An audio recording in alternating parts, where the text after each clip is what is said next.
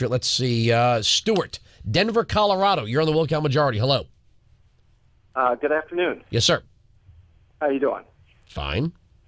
Good. Yeah, you talking about tax policy. The real story is that you just have to look at the facts. I mean, the fact is that the only decade... Oh, hold on. We don't like to look at facts in this program. We just like to say stuff. Okay. Only decade post-World War II where we lost jobs in the United States. What's the last decade as a result of those cuts? We lost jobs. Wait, you're going to make the claim that we lost jobs? Yes, sir. Because we had more money. So if you're right about that, sir, if paying higher taxes creates more jobs, then why don't we pay 90%? Well, that's like saying, okay... No. That's like saying, let's take what you just said to its logical conclusion. If the higher the tax rate, the greater the employment rate, then we should pay 90 to 100% in taxes. Then we would have full employment. Can I speak? I'm sorry, you're the victim. That's similar to saying, if aspirin is a wonder drug, if you take a whole bottle full, it ought to be really good for you. It doesn't work that way. Okay, so we're on the laugher curve now. What do you think people should pay in taxes? With the inability to raise the cost of their labor, by the way. What's the what? I'm sorry? Whenever you impose a tax on a product, you make that product cost more as whoever is producing it rolls that tax into the price. They don't just eat the profit margin. Yeah, well, that's true. Okay, so you tell me how raising taxes on people who have been able to accumulate wealth creates more jobs. Well, we know that during the 1990s, when the Republicans were in charge.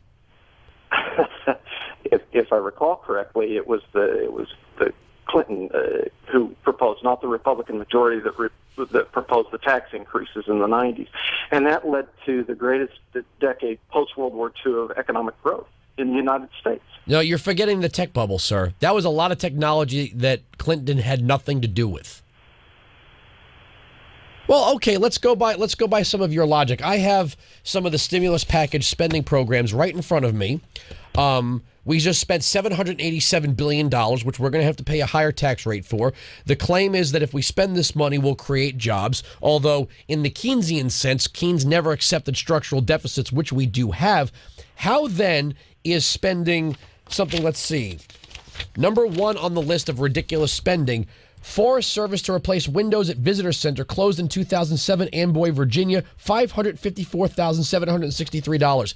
How does taking $500,000 plus to replace the windows on a shuttered building benefit the taxpayer? It doesn't.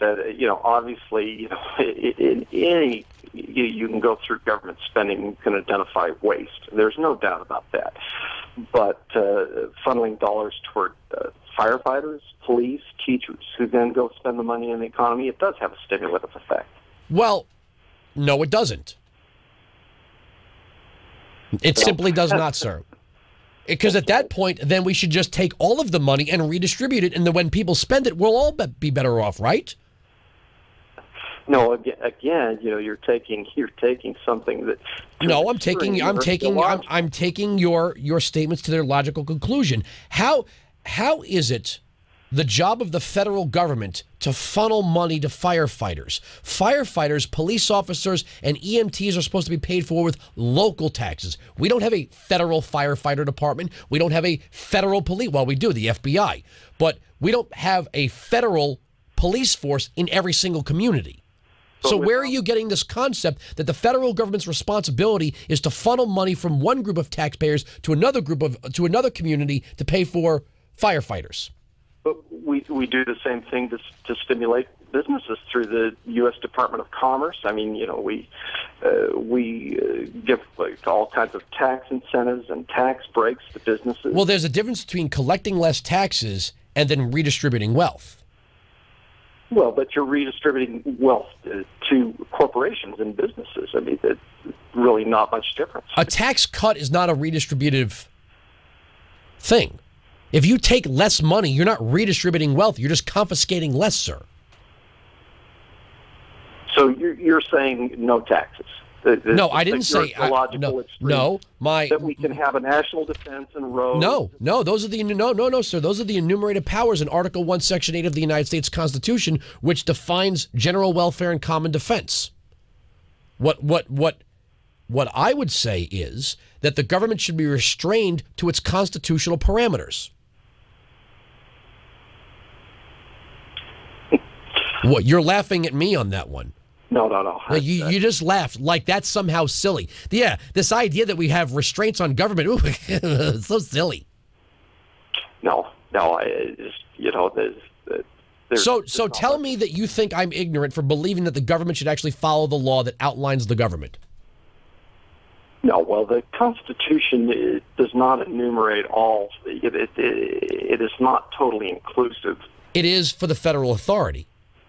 The rest of those authorities and powers are left to the states, like the one you live in, Colorado. Yes, a great state, by the way. Okay. So Okay. what is your complaint with calling for the federal government to be restricted to the law? Well, I mean, the way you framed it, of course, I can't disagree with that statement. Of course you can't. Thank you very much for the call. 1-866-95-PATRIOT, 1-866-95-PATRIOT. The arguments cannot be broken. Let's see.